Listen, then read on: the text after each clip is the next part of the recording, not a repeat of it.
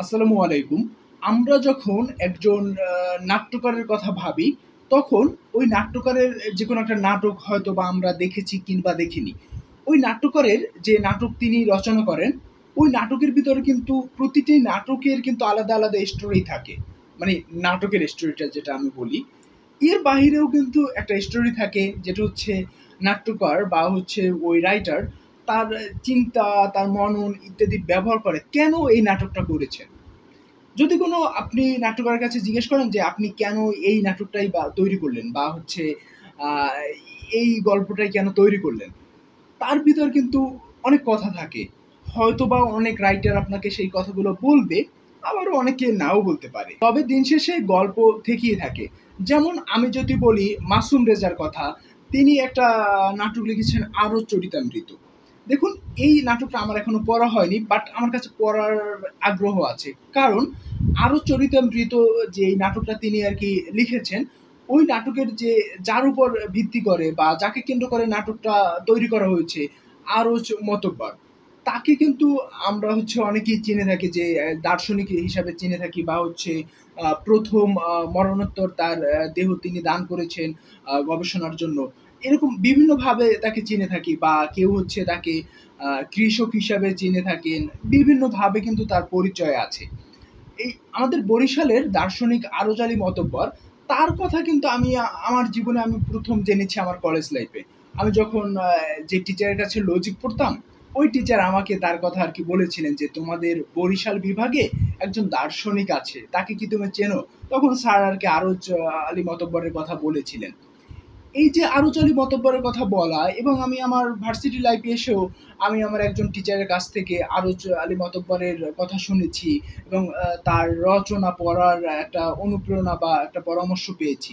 এই যে দেখুন, দুইটা ভিন্ন ভিন্ন ঘটনা। একজন পাঠক হিসাবে আমার দুইটা ভিন্ন ভিন্ন ঘটনা আমাকে নির্দেশ করছে বা আমাকে জানান দিচ্ছে যে আরো চরিতামৃত এই নাটকটা যেহেতু আরজ আলী মতব্বরকে নিয়ে বা তাকে কেন্দ্র করে লেখা, তাহলে এইটা হচ্ছে ইমরান তুমি পড়ো। মানে এটা হচ্ছে নিজের কাছে নিজে একটা বলা। দেখুন, আমার একজন পাঠক হিসাবে বা একজন দর্শক হিসাবে, একজন অডিয়েন্স হিসাবে আমি ওই নাটকটা দেখা বা হচ্ছে পড়ার একটা আগ্রহ জন্যও কিন্তু আমার দুইটা ভিন্ন ভিন্ন গল্প আছে, যে একটা কলেজে এক টিচার বলেছেন বা হচ্ছে ভার্সিটিতে এসে অন্য একজন টিচার বলেছেন।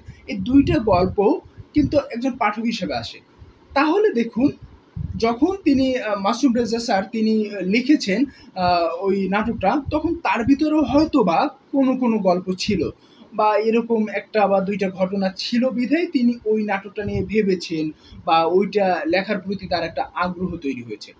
এজ এ পাঠক হিসেবে যেমন আমার কোনো একটা বইয়ের প্রতি একটা আগ্রহ তৈরি হয়, ঠিক এমনভাবেই একজন নাট্যকারের জীবনেও তার নাটক লেখা বা হচ্ছে তার গল্প লেখার পেছনেও এরকম বিভিন্ন গল্প থাকে।